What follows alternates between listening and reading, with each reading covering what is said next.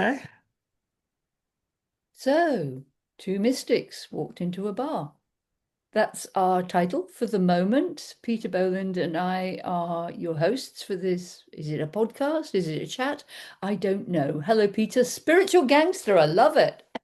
Hello, Maggie. So good to be with you from the other side of the world. Spiritual gangster, yeah.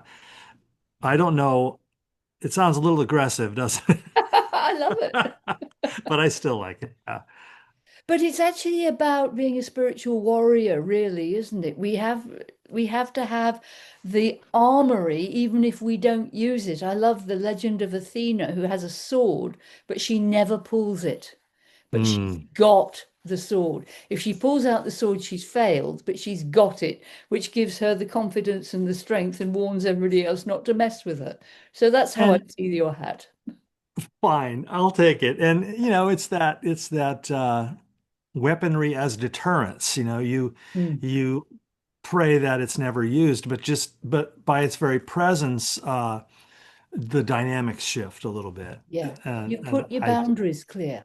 Yeah, and I think that's reasonable. Yeah, I think it's very, very important. As yeah, somebody who's had a lymphatic cancer, which is all about protection of the body, mm, the part of your body that's meant to protect you doesn't protect you, is going to tell you that your boundaries are bad. yeah, yeah. But We're that's we're a whole reading other topic. We thought today we might talk about faith. this. How did you Yes, and find your faith? Well, what is your faith? What do you believe? And how, and a well, reasonably short, as in less than 9 hours, version of your journey of how you got there. well, you asked the wrong guy. You can't hold me back, Maggie. I'm No, yeah, sitting here with a cup of tea. Go ahead. I'm very happy. yeah. You know, you're talking to a philosophy guy here, so my first problem is I need to understand these words better. What are the definitions of the words I am about to use? What does faith mean? And in the questions you just asked, faith means what is your spiritual practice, your religious ideology, perhaps even how might you identify by label Christian, Buddhist, etc. And all of those are absolutely accurate. But I go back a little further and I think, the one of the challenges I have with faith is that I my mind goes in a lot of different directions. You and I have spoken about this before. I didn't grow up in a religious family. My mom and dad came from the Netherlands. I was born here. They were spiritual people. My dad had books by Swedenborg and Krishnamurti on the shelf, but he never talked about it to me. But I felt like something weird was going on here. But he was very kind of close to the vest. And in retrospect, now, years after he's been gone, I think he was just kind of a private mystic and never imposed any of that on me or any kind of religious instruction. Mom, too. And I never went to church at all as a kid. And when I got to college, I fell in love with it being religious studies and philosophy. And then I started getting interested in it. And I don't know. I think what kept me out of religion was that a lot of religious folks were telling me you just have to have faith. And so faith was often explained to me as, look, when you have uncertainty about a claim that a religion is making, like Jesus was born of a virgin or walked on water or died and resurrected again. And a lot of people have like serious questions. Is that metaphorical or are you like literally saying that? And when people ask those questions, some religious folks reply with, you just have to believe. You just have to have faith. And I didn't care for that much as a sort of scientifically oriented, skeptical guy. I thought that faith meant believing in things for which there was no evidence, Mhm. believing in things because these authorities or this group of people was telling me to believe it in Mhm. order to gain entrance to their group, and I wasn't having it. It just wasn't good enough for me. And then as I got deeper into religious studies, I started realizing faith, the way Paul uses it in the New Testament, does not just or even at all mean believing in things for which there's no evidence. It means things like be okay with paradox, be okay with uncertainty, don't feel like you have to rush in with answers, live with questions. And I tell you what, I am all for that. And that was my entry into Christianity. I started in Buddhism and all the Eastern traditions. I fell in love with mysticism through those lenses. But when I started reading Julian of Norwich or Saint Teresa of Avila and Saint John of the Cross and Meister Eckhart and all these folks up to Thomas Merton, it is through the contemplative practices of Christianity that I began to realize the universality of direct experience, which is another definition of faith. Mm. That's wonderful. If you'll excuse me, I'm going to blow my background now because I saw that you'd done it. And I thought that's a lovely thing to do. I So. don't know how to undo it. I'm sorry. It's not intentional. I have a blurry background. I have now purposely had a blurry background. I think paradox is key here. One of the things about Mm, the prophets, which we were talking about last time, is that they would hold the center point in the paradox. It's this and it's this. And yeah, I love Richard yeah, Rohr's definition, which is faith is the opposite of certainty. right, And when you get religious folks who are certain, they don't have faith. They've got yeah, a tribe. Because, right. yes, everything to do with whatever we might call the God or the Holy One, I would say, it's unprovable. That's the whole point of it. When people sort of say, oh, show me something that's real and I'll believe it, the answer is always, will you believe it? And it may show itself as being real. But, and my journey was very orthodox, brought up Church of England. Um, a little like St. Augustine, God grant me chastity, constancy, and patience, but not yet. And I really didn't think about it much. I did say the Lord's Prayer and I asked for help occasionally. And with the family, I went to church on Sundays and I had a kind of a faith. But my turning point was I'm one of these odd people who doesn't have qualifications. I learn things, but I always learn outside the system, which I find very useful, but annoys people intensely because they would say, "Well, what are your qualifications for this?" And I'll just say, Mhm. "Practice." And they'll, Yeah, but it's a bit like faith because I get led to where I want to be right. or where I need to be, not where I want to be. But my changing point was when my first husband died from Mm, cancer. He was an atheist. I was young enough not to worry about that. Okay, I had a faith. He didn't. What was the problem? We were fantastically in love with each other. And a year after our wedding, he died. And the hospital chaplain told me that he was going to hell yeah, because he wasn't a Christian. And actually, that guy mhm. was an angel. It was horrible at the time, but it just made me go, what? I was a trollop. He was definitely a better man than I by any Christian standards of judgment. But Sure. I'm going to heaven because I've signed on the right dotted line and he isn't because he hasn't. And that was my wake up call, Peter. And that's led to 35 years of not knowing and going to say, what the heck is going on here? What is this about? What did Jesus say? What is Judaism all about? What is Christianity all about? What is all this stuff about healing? What's all this stuff about forgiveness? Why are people so certain that they can condemn another human being? So that's why I started this journey. And I mean, now it sounds ridiculous. I'm incredibly grateful to Henry for dying. It was a Mm, huge gift.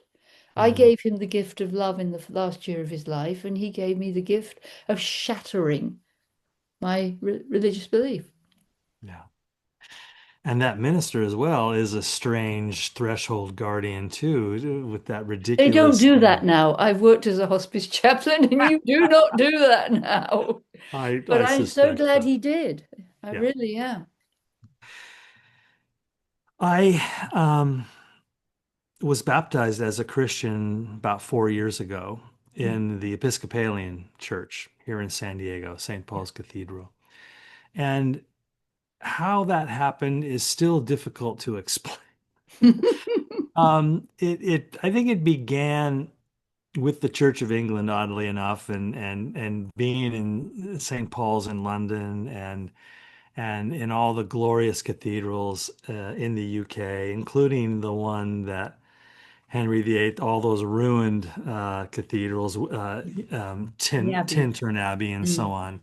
on, from the time of King Henry VIII and the destruction of the monasteries and then over in Paris in Notre Dame de Mm. Paris, and these magnificent medieval churches, which I had taught my humanities students about in my Introduction to Humanities courses here in San Mm. Diego. And oh, here's the transition from Romanesque architecture to Gothic and Bishop Suger, and look at the stained glass and the flying buttresses and the Neoplatonism of the symbolism of the light. And I was there for all of it, but as a kind of aren't these people interesting kind of a, from the outside. But when Lori and I were in Paris, I think 2018, before the fire at Notre Dame Mm. de Paris, and we were with a Colette tour group, and there's nothing fancy. We were being led through Notre Dame like cattle with all the other tour groups. And but I tell you, you're looking up at that stained glass, and there was a men's boys choir from the UK there singing, rehearsing for a performance later, and they were doing Samuel Barber's Adagio for strings, it's called, but the vocal arrangement. Uh, just one of the most beautiful, mournful pieces of music. And I mean, I looked around and everybody was weeping. And it was such a profound depth of experience. I was tingling and electrified. And if I had to pick one moment, that was a really big one. But you know what it really was, which was years of little glimmers like that along the way. Mm. Going, I could tell 100 different stories like that that began to soften my kind of recalcitrance Mm. of I'm going to look at Christianity from the outside in, and being willing to crawl up inside and take a look from there. And the key was what you shared a moment ago. I began to understand faith not as certainty, but as doubt. And Mm. that's just a strange thing to acknowledge. But when you read Thomas Merton and Yeah. our friend Richard Rohr and his amazing work, and all the other folks at CAC, Center for Action and Contemplation, his center in Albuquerque, and all of these progressive Christians, all of these ex-evangelicals, Rachel Held Evans, Yeah. Yeah. Brian McLaren, they came from the other side of the extreme. They came from the Bible Belt Yeah. evangelical fundamentalist Christianity, and I came from outside of Christianity, and we kind of got together there in the middle. And I'm as stunned as anybody else. But I don't wear a cross around my neck, but I have a little necklace that is hard to see, but it's a descending dove, Oh, yes, I see it. The Holy and so Spirit. that's Yeah. a classic Holy Spirit symbol, Yeah. and that's as far as I've gone so far. I haven't put a cross around my neck yet, but I but do wear I'm a there. cross. I do wear Yeah. a cross, but I only Well, I have worn it noticed your the last collar as well. few years. When my Yeah. husband bought it for me for Christmas, I think I can't wear a cross that big, but actually it's so pretty. So If Madonna if rock stars can wear crosses, why can't I? yeah, I once went into a jeweler in England and I wanted a chain because I had just a necklace which wanted a chain. And there was a Yeah. girl in there who said, "Oh, I want one of those chains with the little man hanging off the cross." And she just didn't know who it was. It was just the little man hanging off the cross. Yes. And then the guy said to me, Some guy. I've got the chain you want, but it's got a cross on it. And I remember the Knights Templar who had to stamp on a cross. Do you remember? There's a legend that No. they had to show that they loved the faith, not the symbols of the faith. Oh, that's good. That's good. So I said to the jeweler, cut the cross off. And there were three other people in the jewelers at that point, and they all went, I want to put a Star of David on it or something. Yeah. yeah, but that's so interesting because that's back to the certainty. You cannot Yeah. defile a cross. Well, it's not about defiling it, it's what you put onto it. And I'm quite sure that if Jesus had been standing there in the shop with me, he would have said, I'm not too keen on those things anyway. No, they remind me of a Yeah. bad time in my life. Well, as you know, the Episcopalian Church in the U.S. is just the Anglican Church post-American Revolution. Yeah. The priests could no longer swear fealty to the king, and so they became this other thing. But in every other way, it's the Church of England. However, in the ensuing 250 years, there's been a little bit of a just some doctrines have moved around. But the reason I gravitated to the Episcopalian sect or denomination is I loved all that. I love that 15th century music, the very kind of neo-Catholic Mm. ritual and liturgy, and the incense and the stained glass and the stone and the old the old feel, the tradition of it, the centuries long rituals, and I felt most at home there. It's hard to say why. But secondly, the progressive spiritual doctrines and the progressive social justice ideas that I needed for me to get through the door. And they're also very welcoming. And this all goes back to Elizabeth I and the formation of the Church of England, the idea that um, a place for Protestants and Catholics to meet. And as she put it, something like we don't peer through windows into men's souls. Like you're allowed to think what you want, believe Yeah. what you want. Yeah. And when I asked my priest all kinds of questions in the early days about what's the Episcopalian position on this and that and the other, she said, we're just people who like to pray together. I love And, it. Yeah. and I kind of like that. It's like, okay, because there's a lot of folks in the Episcopalian Church like me who come from outside of Christianity, but I think most people there are Yeah. former Catholics, former evangelicals. A lot of room for LGBTQ folks who are fairly formal in their Christian observance, but they were excluded from those other communities. Yeah. So it's a bunch of pilgrims and misfits, and maybe other churches are like that too. And I'm gradually learning they are. Our Methodist neighbors, our Yeah. Presbyterian neighbors, a lot of Lutherans are kind of like this. So you spend time with something, it opens up and you learn about nuances that from the outside I was utterly blind to. Yeah, it is very different inside the box. I live on the edge of the box because I'm ordained, but I'm not ordained Episcopalian or Church of England. I'm actually ordained Catholic. I'm one of those strange, not Roman Catholic, but I was ordained by a Roman Catholic bishop who technically both of us are excommunicated from the moment that act happened Yeah. because Pope Benedict at the Council of the Doctrine for Faith in 2007 said any woman ordained uh, as a minister is immediately excommunicated, and any bishop who ordains her is also excommunicated. Now How do you that's maintain your calm regarding those institutions? Are you resentful? no, Yeah. because all change comes from the grassroots. Yes. All real change. There's no point in going around going, Pope Leo, ordain women, which is what a lot of women and a lot of men are doing. He can't because Right. of the whole of the weight of the tradition. Yeah. It's too big a turn. It's like a gigantic cruise ship that takes 20 miles an hour to change 20 miles to change direction.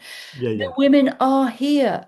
And one of my, not really campaigns, but I keep saying we've got to start teaching the Gospels as women. The liturgy's Right. got to change. We Yes. have to rewrite. And this is one reasons I love Kabbalah because the Zohar says so clearly you must update. If you're Right. not relevant to your time, you haven't got faith. You're just Yeah. a historian. And most of the people who just tie themselves to the law are historians. They're doing it as it Yeah. was, as it worked in the Victorian era or something like that. It's 9 times out of 10, you're singing a Victorian hymn. Yeah. Yeah. That fluidity that the ancient Hebrews experienced in their own wandering, in their own political chaos, Mm. in their own extremely challenging lives living in the desert and on the edge of survival and in conflict with 8 different other neighbors. And that kind of uncertainty seems to be expressed in so much Hebrew scripture. Mm. And yet, a lot of fundamentalists today want to hammer it into chiseled Yeah. Have you seen the icons. picture? There's a picture on the internet of a guy who's got, I think it's Leviticus, I can't remember exactly. Leviticus 20:18, I think, is the a man shall not lie with another man. It is an Okay. abomination. But Leviticus 19 is that you shall not put any marks on your body. And this guy's got tattooed on his shoulder. Yeah, the first passage. Yeah. Without Seen that. realizing that is also an abomination punishable by death. And you just go, Oh my goodness. Oh my goodness. Yeah. The more you know, the closer you get to the truth that cannot be written. And yeah. that is seems to me I try to suggest this, invite my students to feel or begin to understand this that, in my world religions classes, that as Joseph Campbell puts it, mythic forms, religious doctrines and the masks of God and all that. Mythic forms are not the ultimate, they're the penultimate. Yeah. And they're the second to the last. And that the form which comes from recognizable things in our world, here's God born as an infant. And who doesn't want to take an infant into their arms and fall in love with them? But that familiar form is being used as a kind of a portal or a stepping off point Mm. where the form then gets us almost all the way there. But then in Campbell's expression, from that precipice, one must leap alone Yes. beyond into the unification. And here all the words get quite poetic. Yeah. And that's where all of the forms have been leading us. And so that's why someone like Campbell, and I would count myself as well as a universalist, that Mm. all religions work Mm. and they're true as metaphors. And I'm excited about all of them, and I'm excited to learn about how they help people in those cultures and contexts get closer to that precipice from which we then have finally access to that unmapped, pathless land Yeah. of direct experience. Yeah. When I was invited for ordination, I was spotted by this bishop. I was doing a funeral for a murder victim in London. Mm. Um, it was the first funeral for somebody who'd been killed that I'd done, and it was a good service. It was a beautiful story, service. A lot of people there, and up until then, I knew I had a vocation. That's why I'd started working doing funerals. I wasn't. This was before the celebrant culture which we have today. So I Yes. shadowed a guy who was doing non-religious funerals, and I wanted to do the mix. I don't do non-religious funerals. That's for the humanists. That's absolutely fine. Or the other celebrants. I do funerals with some spirit in. But I was doing this funeral for a man called John Taylor, and 4 days later, having been rejected for ordination by several churches, mainly because I'm not qualified, I don't have a degree, Yeah, yeah. and I'm also too weird because I'm a trained healer. I had Church of England turn me away because you're a New Age healer. I mean, Uh, yeah, was Jesus not a healer? But I anyway, know. so 4 days after the funeral, I get a phone call from this guy who says, I was sitting in the congregation and God spoke to me. He said, you need her and she needs you. Mm, And I could hear him. That was what, and I was just going, okay, what's this about? And he said, I'm inviting you to ordination into the Apostolic Liberal Catholic Church.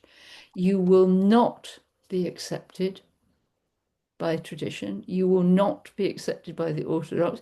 You will be an edge priest for the rest of your life. You will be despised and you will be rejected. Do you want to do oh it? dear.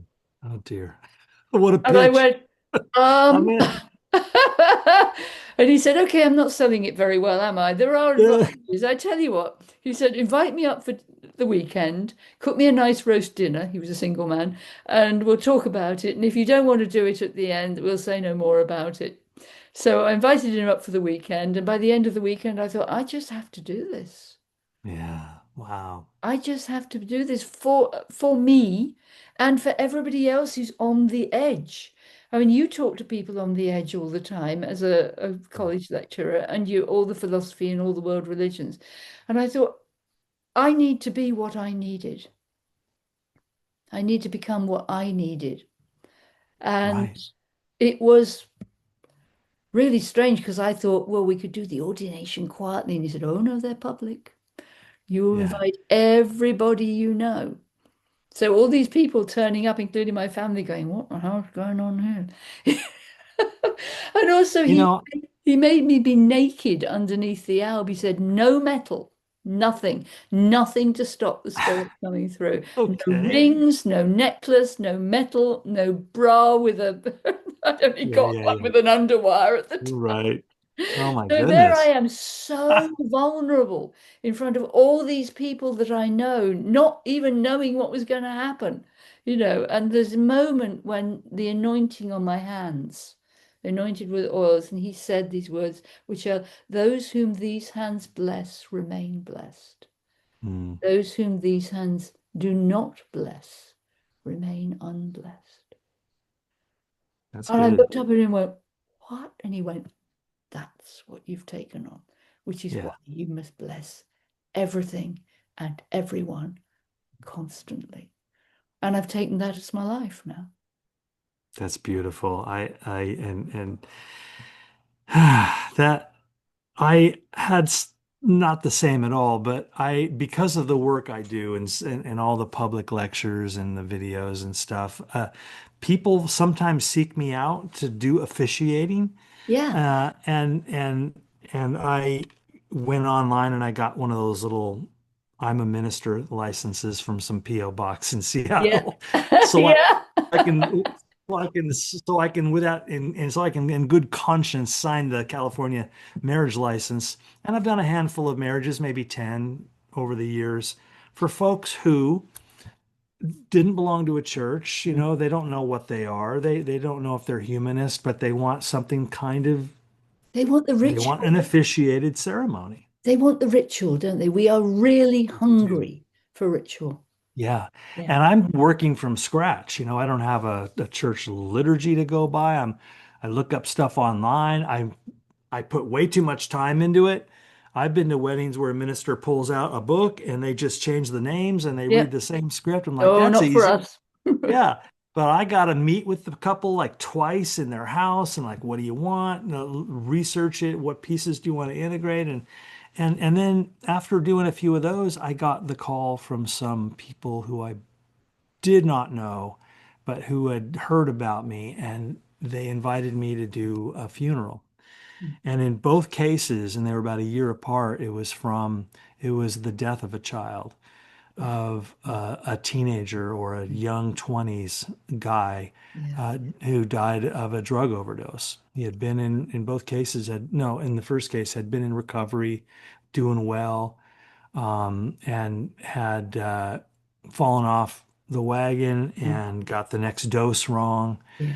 which happens quite a bit, It and does. died. And so I'm going into a family's home that I don't know from Adam, Mm, and I'm the minister guy, and I sit with them, and oh my God, it was just a really profound yeah, experience of deep, deep pain and also aliveness yeah, that I can't really explain. To be trusted that deeply with something so obviously sacred and profoundly real. yeah, It just changed me. And yeah, when it happened again, I was a little readier the next time. And that was a drunk driving accident. A bunch of drunk friends in a car rolled over, yeah, and the same thing, family just distraught, and me having to figure out how to not fix anything, but pull everything into a kind of reverent yeah. presence. And I did the best I could, and I think I did okay. But you drive away from a day like that, open and humble, and just more alive. It's the It's the strangest greatest thing. privilege in the world to take a funeral. It Gosh, really is. Yeah, especially the tragic ones, but especially also the the young. ones of even not very dramatically lived lives. They're so important because you have to get to the heart, the essence of that person. Yeah. And my goal always when I take a funeral is for people to say, you knew them so well.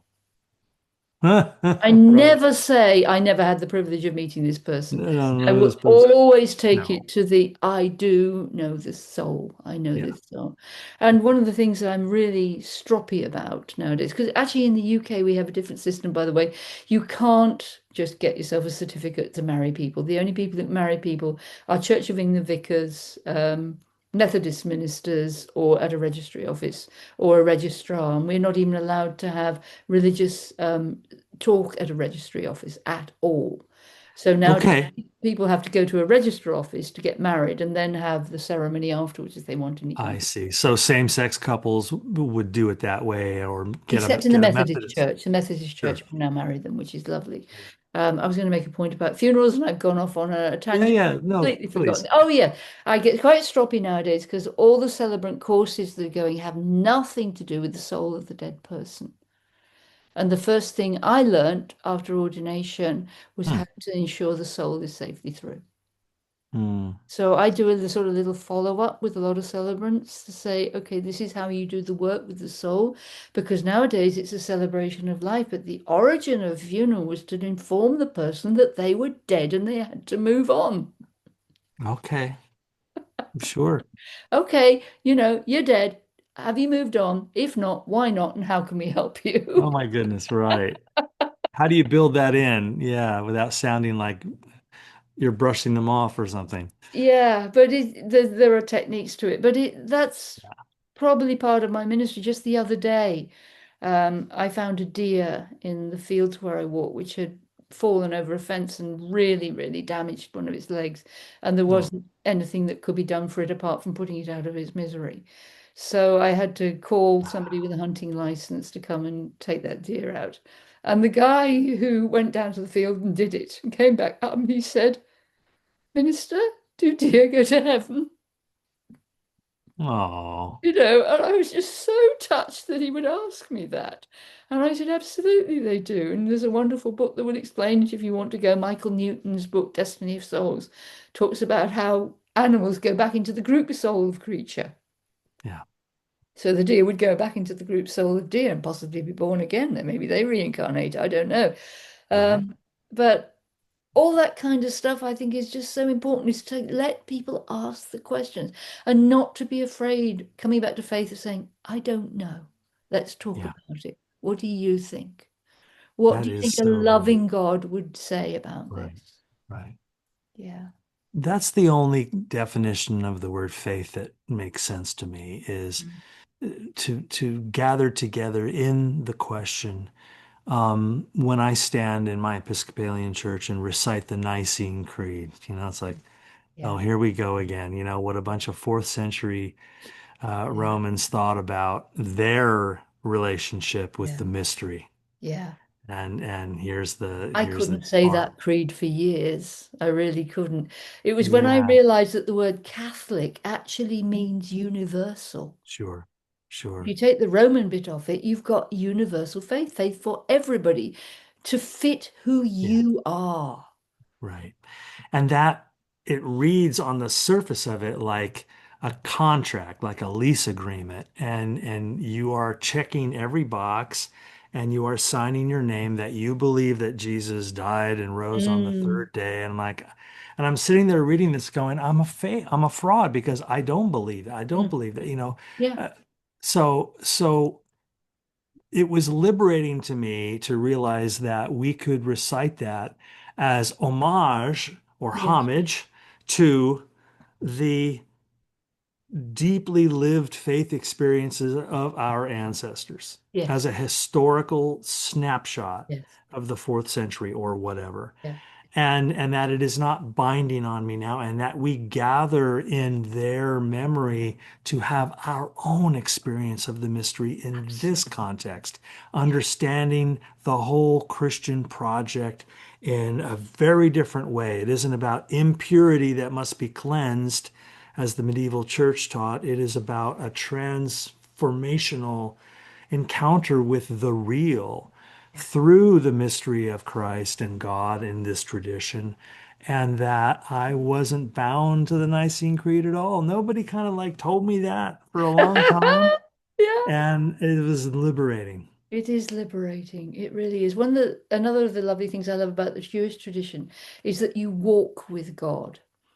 In Christianity, we have the face of Christ, the face of the Lord. Incidentally, Jesus is not called God in the New Testament, he's called Lord, which is different. God is Elohim, Lord is Yahweh. Yahweh, it's Yeah. there's some fairly interesting views that Yahweh is the son of Elohim, which is feminine, taking it back to the Joseph Campbell four levels of faith.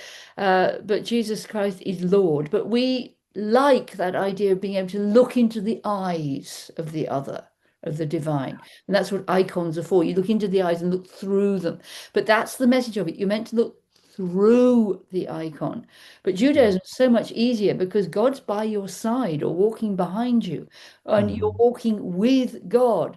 And that to me was a fellowship. Meant that I wasn't even separate from God. Yeah. The the relational element is so key, and Mm. that's something that Christianity kind of contributes to world religions, this idea, and Judaism, of course, as kind of one continuum, this idea of having relationship, as Martin Buber put it, the I thou Yes. is where Yes. God resides. And then, as your ordination ceremony officiant affirmed that only when you bless are you blessed, and when you withhold blessing, you withhold blessing from yourself. The circulation Yeah. idea, Yeah. and that God is not just this disembodied, first principle in the sky, Aristotle's unmoved mover or whatever, Yeah. but that there is a lived, alive relationship, just as between people, between us and the divine. Even if you conceive of the divine as a non-local energy Yeah. instead of a being, a conscious being, an anthropomorphized Yeah. God, whatever form you give it, there is that relational piece that was missing from my Taoist years, where, Yes. where the Tao was like the force. It was like electricity. I don't have a relationship with electricity. I use it all the time, but you know what I mean? Yeah. Yeah. And also in Kabbalah, we have our goal is to help God behold God. We're There all you go. taught that God can only experience physical reality through physical beings. Mm, And God can only appreciate chocolate the way I appreciate chocolate through me. mm, God can only appreciate what the beauty of this uh, end of year is through my eyes. Okay, you can appreciate it differently through your eyes, but Maggie's eyes and Peter's eyes are both just as valuable to God because we see different things and different aspects, and we think different things are beautiful. And that is so exciting for God to be one tendril of God, if you like, to be in us and see the world through our eyes right. and see the beauty of it and the joy of it and the horror of it. Yeah. So we are experiencing as God. Right. Right. It's remarkable. Yeah. Yeah. It's that's what keeps it vibrant and alive and real. It isn't some butterfly pinned to a corkboard. It isn't some resemblance of its Yeah. former self. It is here and now that faith finally lives, not in the tombs and the archives and the Yeah. museums and the Yeah. The name of where God they is where they I lock am. things up. Sorry? The name of God, Ehiyeh Asher Ehiyeh. I am that I am, or I will be that which I will be. Yeah. Now, here, now, in Present. us. Yeah. In this now moment, and never really anywhere else but in mind, but to as a concept, but to bring it out of the conceptual realm, you must experience it here. Yeah. And that's why we need ritual because that is the experience. Yeah. Peter, Yeah. thank you. This has been a marvelous conversation. Wonderful, Maggie. Always a pleasure. Always a pleasure. Good thing we don't live closer to each other. We'd never get anything done at all. It would. You'd eat some jolly good food, though. Thank Uh-huh. you very much, everybody, for watching, listening. We really appreciate you. Do let us know what you think of the putative name of this recording, Two Mystics Walk into a Bar. We're putting it out there, and we'll see whether it works. We're both mystics. Neither of us walks into bars very often, but we can make an No, get exception my for each other, glass of couldn't we? water here. Yeah. God bless Peter. God bless everyone. Thank you. Bye, everyone.